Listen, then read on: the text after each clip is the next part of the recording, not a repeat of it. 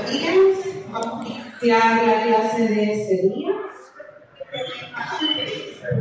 El tema que vamos a ver es anatomía y embriología del aparato reproductor femenino. Realmente esta clase es un repaso de lo que vimos en el segundo curso en anatomía, porque todo esto ya lo conocemos, pero es importante tocar este tema porque de esta forma tenemos frescos los conocimientos que nos van a ayudar a hacer una buena sexología.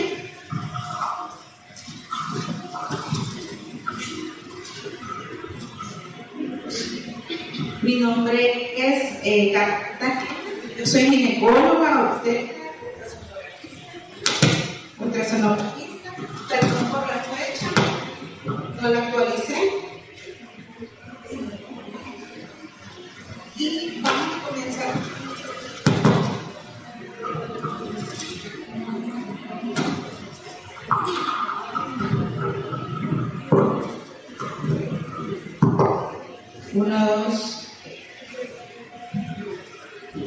Vamos a comenzar hablando de la embriología y vamos a decir que la clave del dimorfismo sexual es el cromosoma Y, que contiene el gen SRY, que es el que determina el factor masculino. Entonces, cuando hay ausencia de esta proteína SRY, entonces vamos a desarrollar los órganos genitales femeninos. Genéticamente, el sexo es determinado desde la fecundación, pero las gónadas van a adquirir una característica morfológica a partir de la 7ª semana del desarrollo, y a través de ultrasonografía se va a poder distinguir más o menos a partir de la semana 16. Entonces, cuando la mamá nos quiera decir, mire que yo quiero saber el sexo del bebé, por ultrasonografía no podemos decirlo antes de las 16 semanas con exactitud. Incluso a las 16 semanas tenemos que tener un equipo de ultrasonografía bastante avanzado para poder distinguir entre órganos genitales femeninos y masculinos. Actualmente existen pruebas en sangre que pueden ayudar a determinar el sexo del bebé y otras anomalías genéticas a través de un examen, pero es altamente costoso y actualmente no lo tenemos en el país para hacerlo acá. Sin embargo, hay laboratorios que lo realizan, pero lo mandan a otro país para que puedan dar el resultado. ¿Se recuerdan esta imagen? Es una imagen bien característica que hemos visto en anatomía y, como vemos acá, las células germinales primordiales van a surgir del epiblasto, van a migrar por la línea primitiva y a la 3ª semana ya residen entre las células del endodermo y de la pared del saco vitelino en proximidad con la alantoides, que es esta migración que se ve acá. Cuando ya se llega la 4ª semana, van a migrar por movimientos ameboides sobre el mesenterio dorsal del intestino posterior y van a alcanzar las gónadas primitivas al inicio de la 5ª semana para poder invadir las crestas genitales, que son las que vemos acá. Si no alcanzan las crestas, las gónadas no se van a desarrollar o se van a volver rudimentarias. Así las células germinales primordiales tienen un efecto inductor sobre el desarrollo de la gónada, ya sea ovario o testículos. Vamos a ver que poco antes de la llegada de las células germinales primordiales y durante su arribo, el epitelio de la eminencia genital va a proliferar. En esta parte de acá podemos ver. Y las células epiteliales van a penetrar en el mesénquima subyacente, donde van a formar los cordones de forma irregular, que son los cordones sexuales primitivos, que son estos que vemos acá. Los cordones van a estar unidos al epitelio superficial y en esta etapa no va a ser posible diferenciar la gónada, por eso se llama gónada indiferente. Cuando tenemos un embrión XX, o sea femenino, los cordones sexuales se van a disgregar en agrupaciones irregulares y estas contienen grupos de células germinales primordiales y están situados principalmente en la porción medular, que es esta parte de acá. Más adelante van a desaparecer y van a ser sustituidas por un estroma vascularizado para formar la médula ovárica. Diferente, si se recuerdan, en el XY, que los cordones son los que permanecen para formar la red de testis. El epitelio superficial de la gónada femenina va a continuar proliferándose y en la séptima semana va a dar origen a una segunda generación, que son los cordones corticales. Estos van a penetrar en el mesénquima, aunque permanecen cerca de la superficie. En el cuarto mes, los cordones se van a disgregar en cúmulos celulares aislados y cada uno de ellos alrededor de una o más células germinales primordiales. Las células germinales se van a convertir en los ovogonios, en tanto que las células epiteliales que provienen del epitelio superficial van a formar las células foliculares.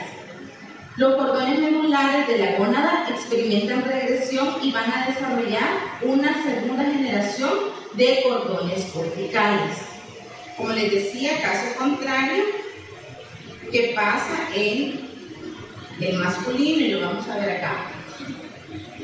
Como les decía, en el femenino, que es la imagen B, vamos a ver que los cordones corticales son los que se van a formar y van a permanecer. En cambio, en el masculino, vamos a ver que esos cordones van a formar la red de testis, los cordones testiculares y la túnica albuginea.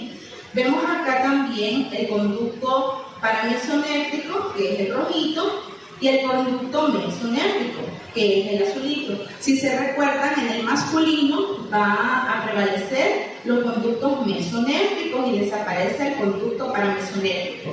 Por el contrario, en el femenino va a prevalecer el conducto paramesonéfrico. ¿Y qué pasa con los conductos paramesonéfricos? Acuérdense que también puede ser llamado conducto de Müller y se van a convertir en los conductos genitales principales, en el cual al final nos van a dar como resultado trompa de falopio, el útero y una parte de la vagina. En el conducto paramesonéfrico vamos a identificar tres porciones: una porción craneal vertical, que es esta que vemos acá, una porción horizontal y la porción caudal vertical, que se va a fusionar con la del lado contrario. Esta parte de acá, la parte craneal vertical y la horizontal, nos van a dar como resultado la trompa de falopio, y la porción caudal, la unión de los dos conductos, nos va a dar el cuerpo uterino. Cuando esta fusión no se da de forma correcta, recuerdan, nos dan las anomalías de Müller, que son las diferentes anomalías que se pueden dar en el útero, en el cual no está formado, como lo vemos acá, sino con una división al centro.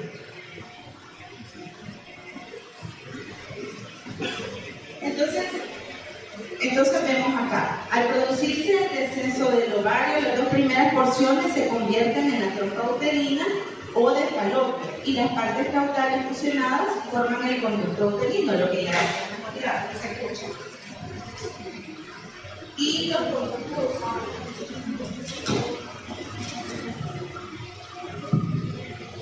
los conductos paramesonéfricos fusionados dan origen al cuerpo y cuello uterino, lo que hablábamos acá, y también una parte de la vagina. Eso es bien importante. También mencionar que están rodeados de una capa de mesénquima que va a constituir el miometrio, que está formado por músculo liso, y el perimetrio, que es lo que recubre el músculo liso. Entonces, vamos a seguir hacia abajo con la vagina y vamos a decir que la vagina tiene dos orígenes. de los conductos paramesonéfricos y también del seno urogenital. Sabemos que la vagina al inicio no está formada, pero hay una placa vaginal sólida que va creciendo a través del tiempo cuando está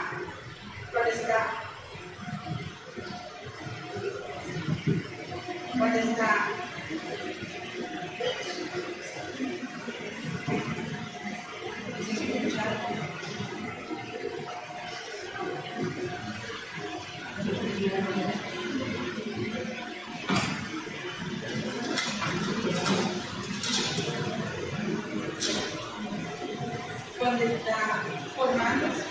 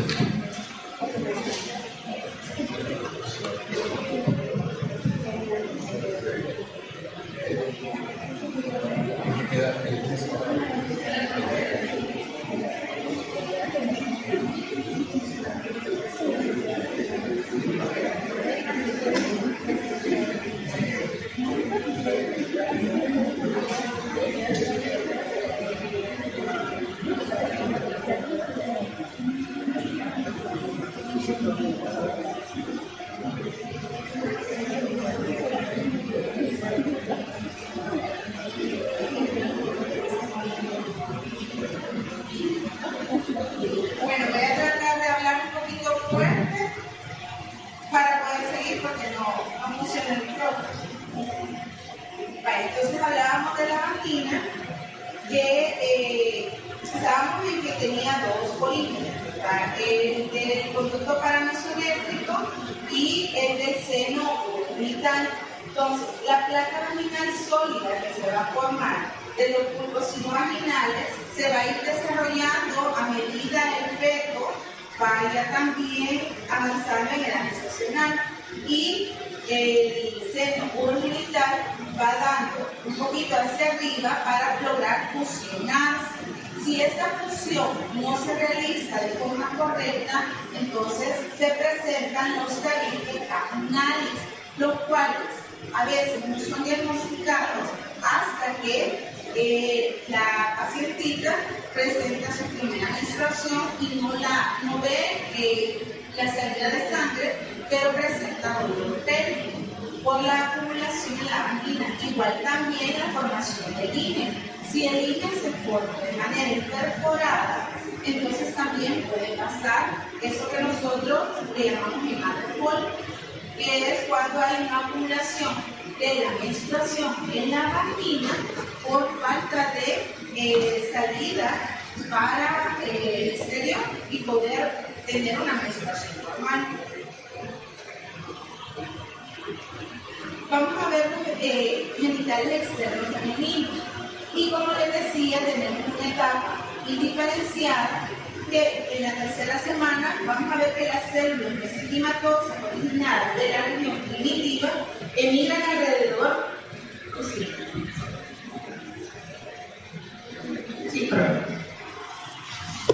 Emigran alrededor de la membrana cloacal y forman un par de pliegues cloacales ligeramente elevados, que son los que vamos a ver acá. Craneales a la membrana cloacal, los pliegues se van a unir y constituyen el tubérculo genital, que es esta parte de aquí arriba. Y caudalmente se van a dividir los pliegues uretrales por adelante y los pliegues anales por atrás. entonces nos van a dar los orificios, ¿verdad? El orificio anal, el orificio uretral. Entre tanto, acá al lado de los pliegues uretrales se advierte otro par de elevaciones, que son las eminencias genitales que más adelante van a formar los labios mayores.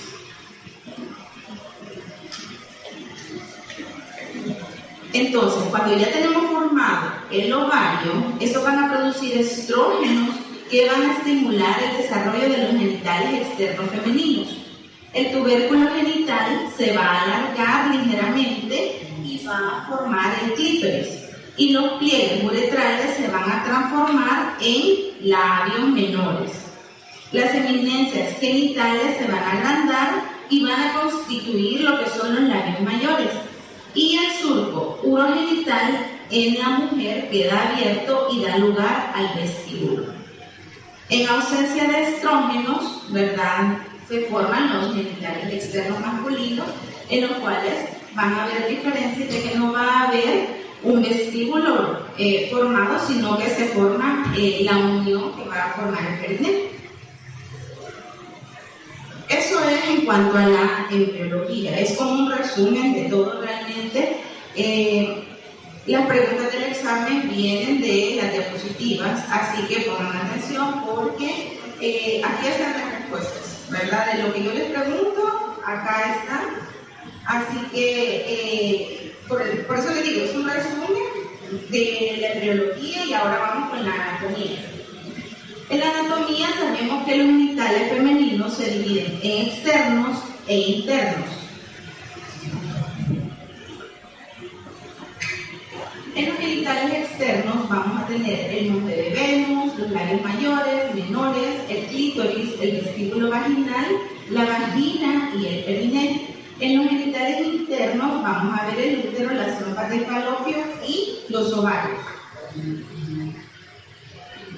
Vamos a empezar hablando del monte de Venus. Y como sabemos, el monte de Venus es como una anomalía de tejido adiposo que se va a encontrar en la síntesis del pubis. La piel está recubierta por vello y el vello está distribuido de forma triangular y exactamente la base de ese triángulo está sobre la síntesis del pubis. Siguiendo con la anatomía hacia abajo, tenemos los labios mayores.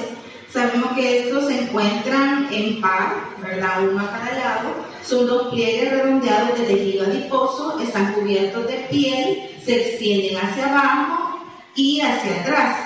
Y en la parte posterior se fusionan y dan el paso hacia el perineo.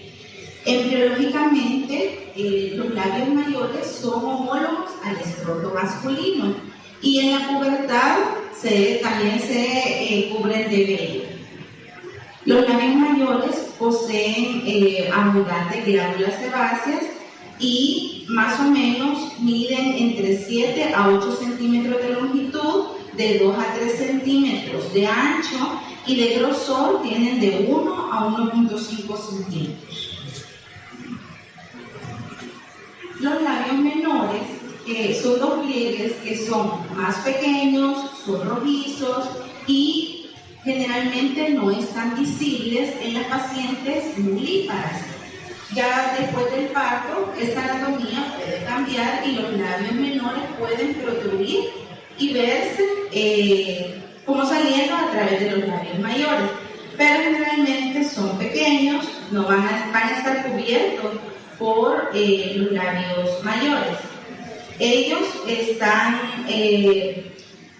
cubiertos por epitelio escamoso estratificado y a pesar que no posee folículos pilosos, pero sí posee folículos sebáceos.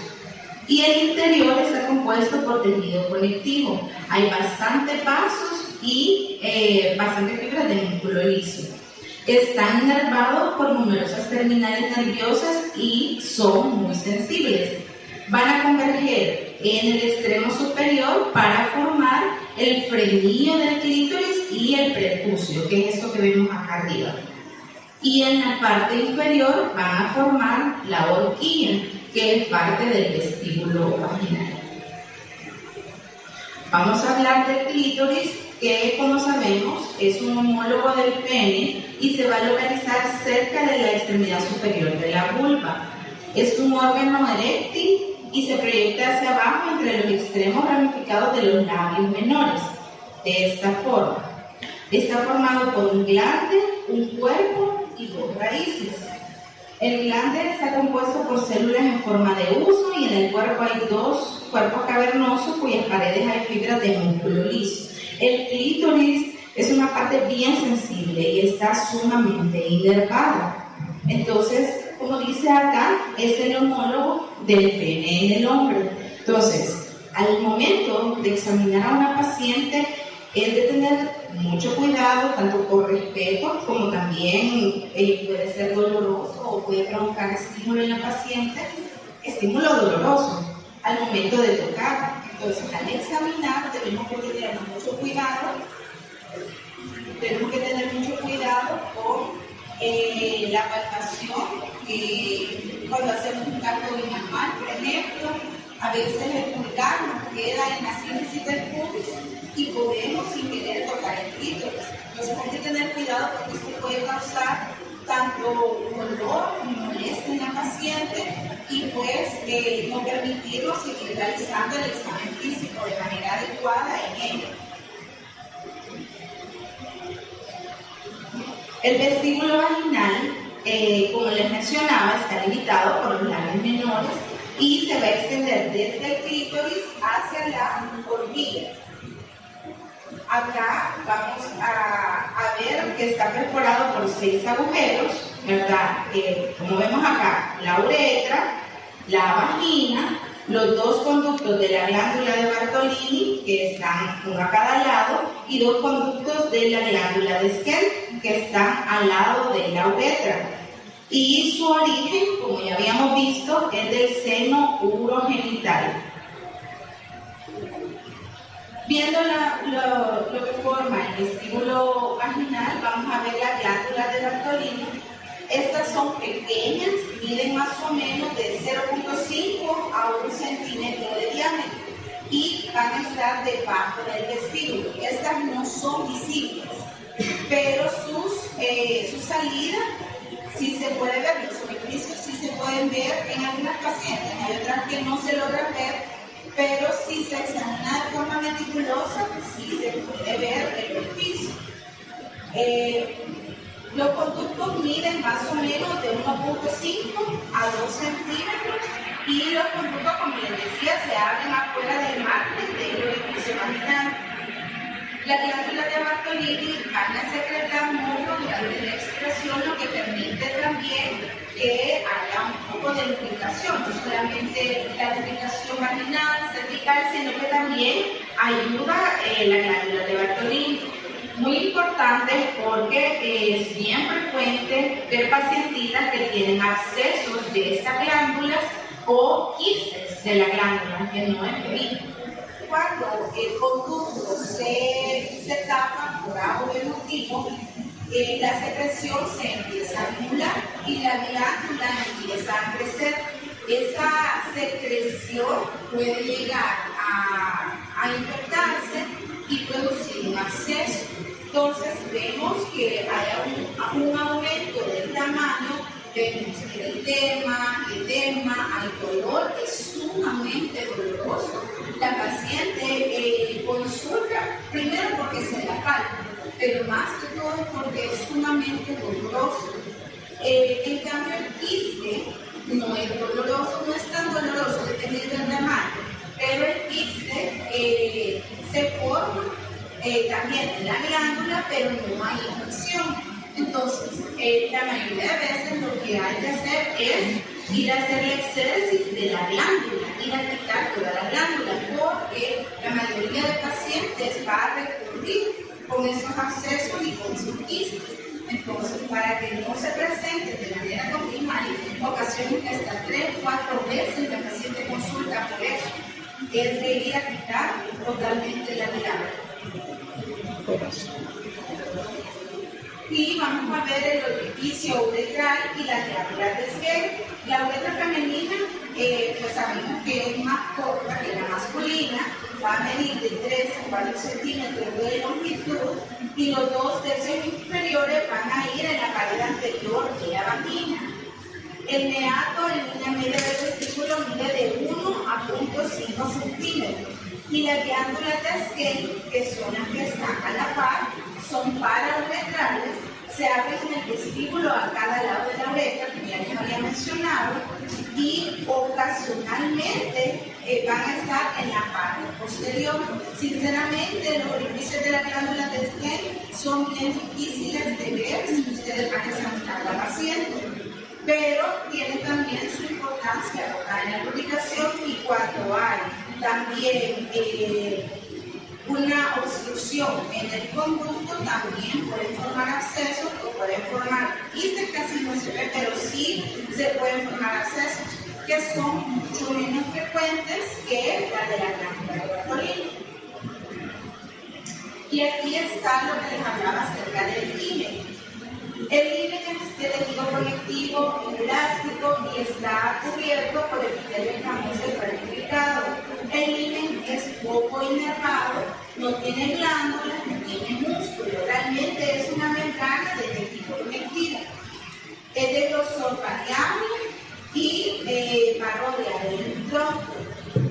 La perforación del himen va a ser variable dependiendo de cada mujer. Todas las mujeres somos diferentes. Entonces, lo normal es encontrar en una paciente virgen un himen anular, pero también existen otras formas como el triforme, el septado y rara vez, pero se da el himen imperforado, que era que les hablaba que se da el macropolvos.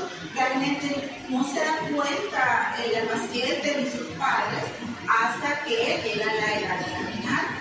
Ya una niña que no ha desarrollado o una paciente que presenta dolor pélvico. Hemos tenido casos de llegar a la emergencia con dolor pélvico y se debe a eso, a un himen perforado que está haciendo un hematocolpo. Y así se ve el himen de una paciente que ya verificó parto vaginal. Vamos a hablar un poco de los grupos del vestíbulo, que son un par de masas alargaditas que se crecen acá.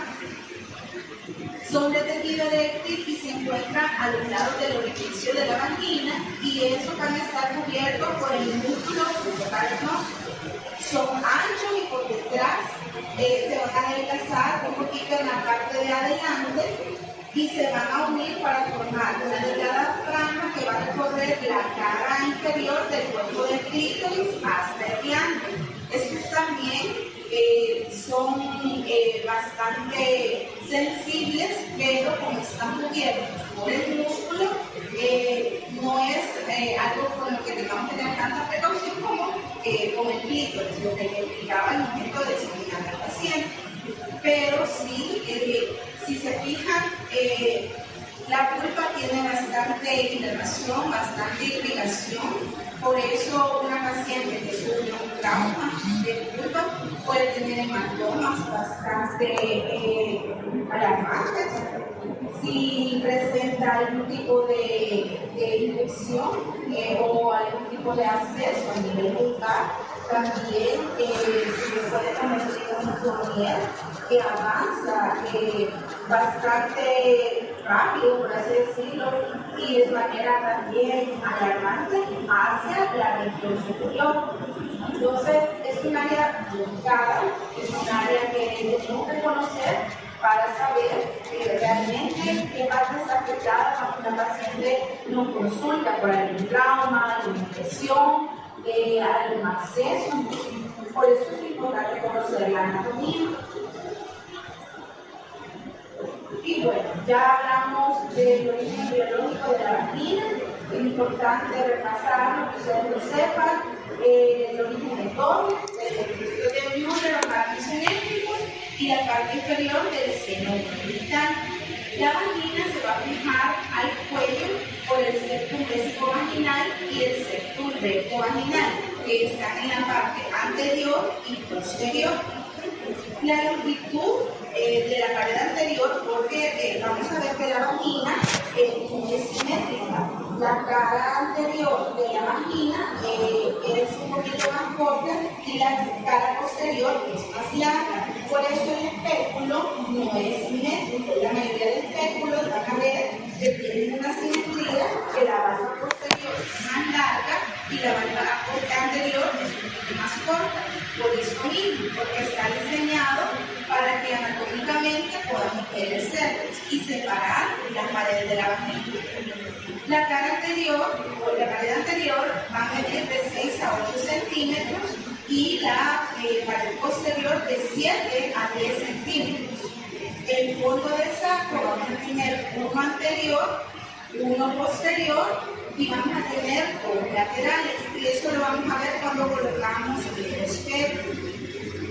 La mucosa es con rebordes transversales, así como lo vemos acá, y el epitelio es el famoso estratificado no queratinizado, así como la parte externa del cervix. Debajo de la mucosa y la capa muscular hay una capa de tejido conectivo, que es esa parte que se ve acá, que es dique, vasos sanguíneos y el nódulo linfático.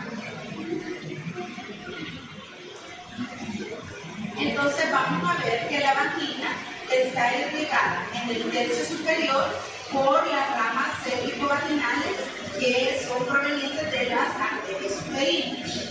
En el tercio medio va a estar irrigado por las arterias vesicales inferiores y en el tercio inferior por las arterias rectomediales y por la uretra interna.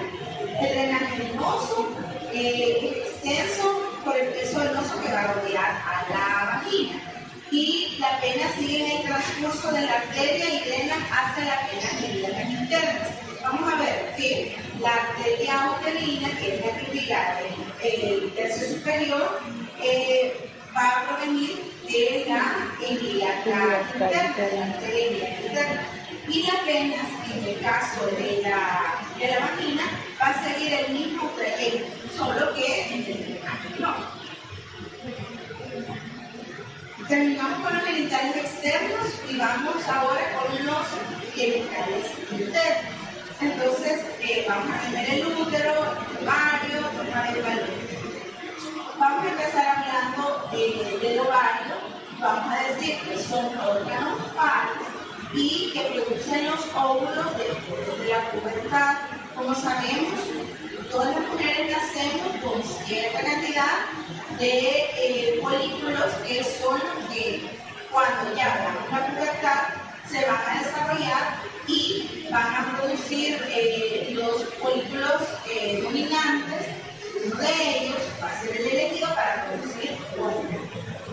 Funcionan como glándulas endócrinas porque secretan los hormonas, estrógenos y progesterona. El tamaño de los ovarios va a variar con la edad y con la etapa del ciclo ovárico. Más o menos los ovarios andan entre 2.5 a 4 centímetros de largo y más o menos el peso anda por los 7 gramos.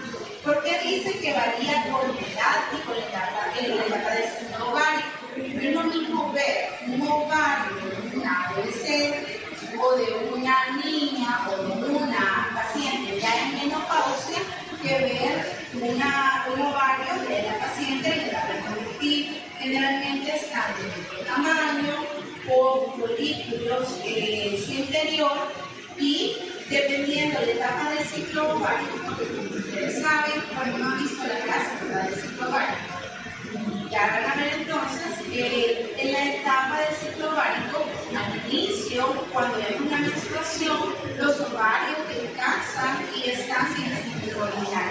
Luego, cuando ya va pasando el ciclo y ya recibe estímulo de la folículo estimulante, de la luteinizante, estos van a ir madurando los folículos y van a ir aumentando de tamaño.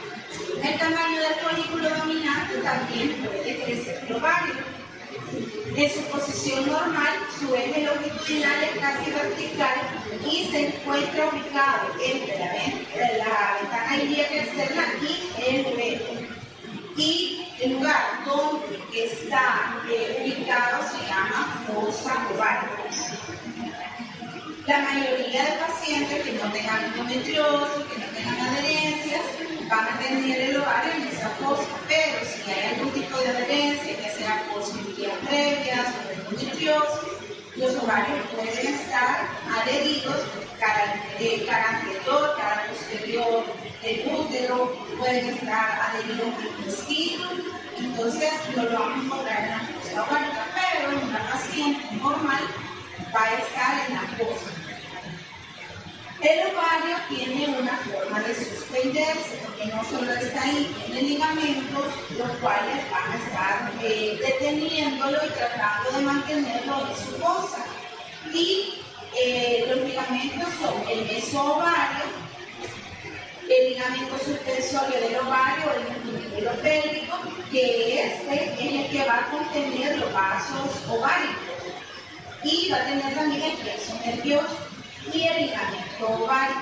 Entonces, el ovario está suspendido, ¿verdad?, en todo su alrededor. Cuando nosotros hacemos la histerectomía y queremos llevar el ovario, entonces nosotros vamos a buscar el músculo pélvico para poderlo quitar completamente. Pero si nosotros queremos dejar los ovarios en una paciente joven que amerite histerectomía, no podemos quitar los ovarios. Es como someterla a una menopausia. Entonces, quitamos el útero, trompa de falopio, pero dejamos el ovario. Entonces, ahí nosotros vamos a buscar el ligamento ovárico para poder desprenderlo del útero y dejarlo en la cavidad del útero. El riego sanguíneo está encargado de la arteria ovárica y la rama ovárica de la arteria uterina. Si se recuerdan, la arteria ovárica venía de la arteria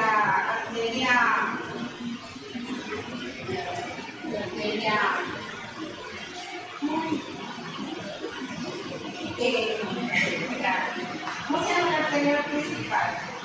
¿Qué pasa? ¿La abdominal? La esfintérica. No, debería callar en la ramificación. La arteria ovárica es rama de la aorta abdominal y la rama ovárica que proviene de la arteria uterina, que ya la vamos a ver más adelante. Y la inervación viene a través del plexo ovárico. En cuanto a las trompas de falopio, vamos a ver que cada una mide 10 centímetros de largo y se van a localizar en el corte superior entre las dos caras del ligamento ancho, ¿verdad? El ligamento ancho. Muy importante conocer las porciones de la trompa de falopio. Y vamos a tener el infundíbulo, la ampolla, esta parte de acá, el istmo, que ya se va volviendo más delgado, y la porción intersticial, que ya es la parte en que está adentro del miometrio. Cuando tenemos un embarazo ectópico, la mayoría se da en la ampolla, que es la parte como más gruesecita por donde pasa ya fecundado el óvulo, y ahí si hay adherencias, si el espacio es mínimo, si las trompas de falopio tienen algún problema, infección, edema, entonces puede que el óvulo fecundado quede aquí y se desarrolle el embarazo. Las trompas de falopio tienen tres capas: la capa mucosa, la muscular y la serosa, yendo de adentro hacia afuera. La capa muscular interna es circular y la externa es longitudinal. Hay contracciones rítmicas según los cambios hormonales, que es mayor cuando transportan al óvulo, y son más lentas y débiles cuando ya la paciente se encuentra embarazada. La irrigación proviene de las ramas tubáricas de la arteria uterina, y hay pequeñas ramas también de la arteria ovárica que van a ir a irrigar. La inervación la comparten con el ovario, y hay fibras también de los plexos y ovarios. Vamos a pasar al útero y, como sabemos, ¿verdad? Está ubicado en la cavidad pélvica, está entre la vejiga y el recto. Tenemos acá la vejiga, el útero y el recto. Se va a dividir en el cuerpo, ¿verdad? El fondo uterino, el istmo y el cuello. El istmo realmente es una parte bien pequeñita. Cuando nos embarazada la paciente. Vamos a tener 3 capas en el útero: la serosa, que es la superficial, el miometrio, que es el músculo, y el endometrio, que es la capa de adentro. La serosa va a cubrir hasta el borde superior de la vejiga por adelante, que es esta parte de acá, y por atrás hasta llegar hasta el fondo del saco de Douglas o el saco recto uterino, que es esta parte de acá. Sabemos que el útero tiene una forma de pera invertida y su tamaño va a variar dependiendo de si la paciente es mulípara o si es multípara, y dependiendo también de la edad, porque cuando ya una paciente entra en menopausia, por no recibir el estímulo, entonces el útero también va disminuyendo de tamaño. Entonces decimos que la pubertad mide de 2.5 a 3.5 centímetros. En las mulíparas, de 6 a 8 centímetros, y en una multípara puede medir de 8 centímetros más largo, generalmente de 1 a 12. Pesa en una paciente mulípara de 50 a 70 gramos y en una multípara 80 gramos. El fondo uterino es la parte redondeada que se encuentra por arriba y por delante del plano de los orificios de las trompas de calor, la parte de acá, y es lo que nosotros tocamos cuando hacemos el tracto manual ginecológico, y es la parte también que nos va a servir en una embarazada para poder medir la altura uterina. El cuerpo es la parte principal que se extiende hacia abajo y hacia atrás. Tiene 2 caras: la cara vesical, como habíamos visto en la diapositiva anterior, la cara vesical, y la cara posterior, que es la cara intestinal, y sus bordes laterales van a estar relacionados con el ligamento ancho. El istmo es una parte estrecha y más o menos mide 1 centímetro. Y el cuello uterino o cervix se va a extender hacia abajo y hacia atrás, desde el istmo hacia el orificio de la vagina, y es la parte menos móvil del útero. Se divide en 2 partes: la parte supravaginal, que es esta parte de acá, y la parte vaginal, que es la que nosotros vamos a observar cuando colocamos el péndulo. El cervix nosotros realmente no lo podemos ver si no es con el espéculo, y solo vamos a ver una porción que es la que veíamos, ¿verdad? La porción vaginal. Vamos a ver que el cervix tiene su orificio externo, el interno se puede ver, solamente podemos mirar, y el orificio externo va a variar en su forma dependiendo si la paciente es mulípara o semimulípara. Este que vemos acá, ¿qué creen que es? ¿Mulípara o multípara? Multípara. Tiene una abertura amplia. El cuello de la multípara no crean que queda así, súper abierto. La paciente, y dependiendo de cuánto tiempo haya pasado del parto, puede verse un orificio un poquito alargado. Y en la multípara es como una antigua que se ve. Y en la mulípara realmente se ve como un puntito, redondito. Nosotros le llamamos un cuello puntiforme. Entonces, a través de eso podemos saber si la paciente es mulípara o es multípara. El cervix posee tejido plástico, tejido elástico y bastante vasos sanguíneos. El epitelio escamoso está en la porción vaginal y el columnar en el canal endocervical. Por eso cuando tomamos la citología, la tomamos de los 2 lados, del exocervix y del endocervix. Realmente En el cristal solo dan la de aire, la que podemos tomar. Pero idealmente se debe utilizar el CitoBrush para poder introducirlo y tomar muestra de los cerdos. Idealmente, pero se hace lo que se puede. Y tratar de poner bien la espátula de aire nos puede ayudar a conseguir una buena muestra de los cerdos. Entonces, vamos a hablar un poquito de los ligamentos de sostén del útero, lo que les decía. Que el útero a los lados tiene su ligamento ancho. El útero no está ahí solamente puesto, sino que está detenido por esos ligamentos. Son muchos ligamentos los que sostienen el útero. Y estos ligamentos sirven para que no se prolapse. Cuando estos ligamentos empiezan a debilitarse, ya la mayoría de pacientes son ya pacientes avanzados en edad o pacientes jóvenes que tienen problemas de colágeno, podemos ver que se debilitan los ligamentos y se dan los prolapsos uterinos.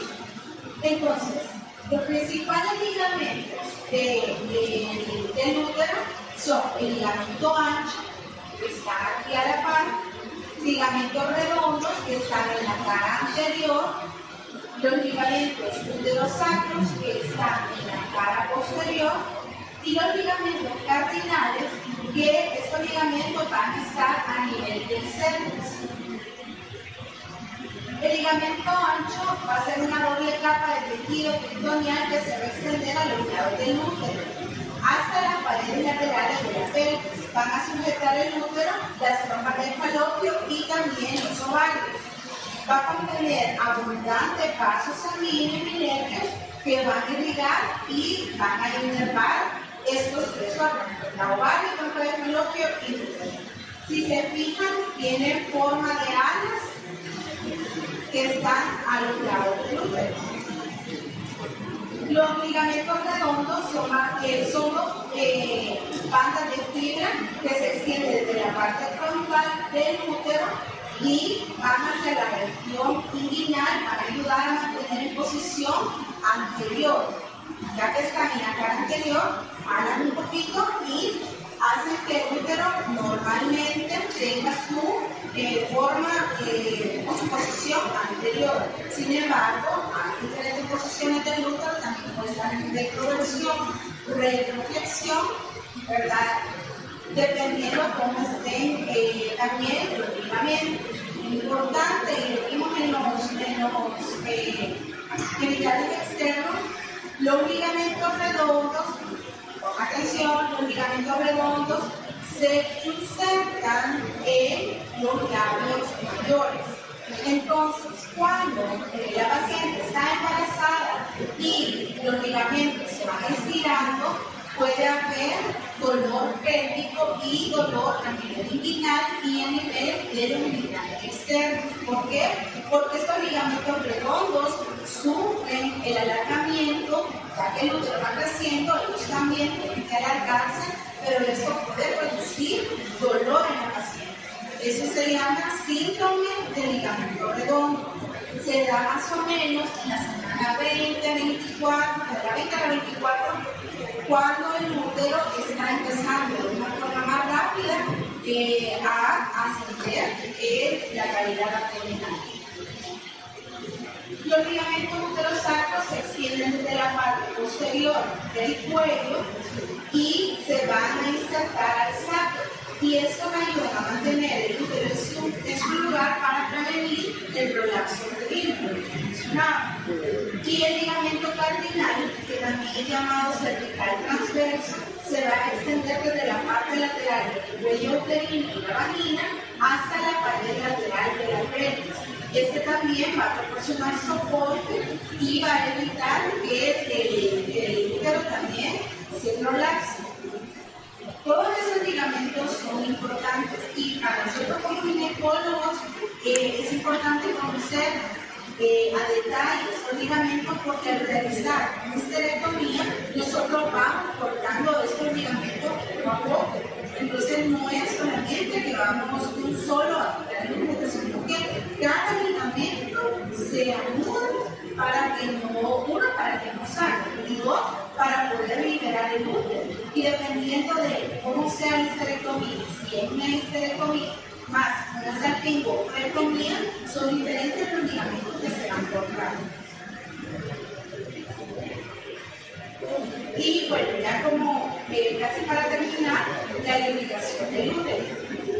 Sabemos que principalmente es la arteria uterina que va a irrigar el útero. Ella es rama de la ilíaca interna o hipostática. Esta va a entrar en la base del ligamento ancho y se va a dirigir inmediatamente hacia el borde lateral del útero. Va a ir hacia los lados, que la tenemos acá. Cuando entra a la porción supravaginal del cuello, se va a dividir en dos ramas, lo que les decía, la rama que va a inervar la parte superior de la vagina, que es la cervix vaginal, y la arteria uterina se va a dirigir hacia arriba a dividirse en otras ramas, que son la púdica, la ovárica y la ovárica. La rama ovárica se asomosa con la rama terminal de la arteria ovárica, que es la rama directa de la otra ascendente. Se van a anasomosar para poder irrigar el ovario. La rama ovárica se va a dar paso entre el mesosalpinx, que es el que se encuentra en esta área de acá, para poder irrigar el ovídulo. Y la rama pública se distribuye en la porción superior del útero, cerca de 2 centímetros, y por el costado del cuello la arteria uterina se va a entrecruzar con un uréter. Hay un dicho que nosotros tenemos: el puente pasa sobre el río. Entonces, ¿qué quiere decir? Que la uterina, que es el puente que lleva la sangre, pasa sobre el uréter, que es el que lleva la orina del agua. Entonces, eso para nosotros es sumamente importante también para no ligar el uréter a la hora de hacer la histerectomía. Y en cuanto al endometrio, la irrigación, la capa interna del útero proviene principalmente de las arterias uterinas y de las ováricas.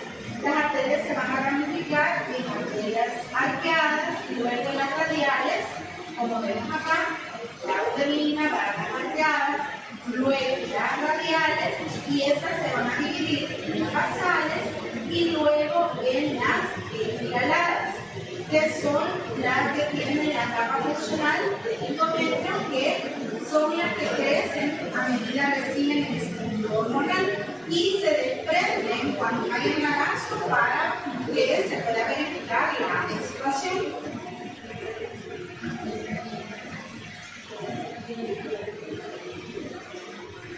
El drenaje venoso está a cargo de las venas arcuatas, la vena uterina, que lleva la sangre hacia la ilíaca interna, y la porción superior del útero y la del ovario van a drenar en varias venas dentro del ligamento ancho, que va a formar el plexo panfiliforme que drena la vena ovárica.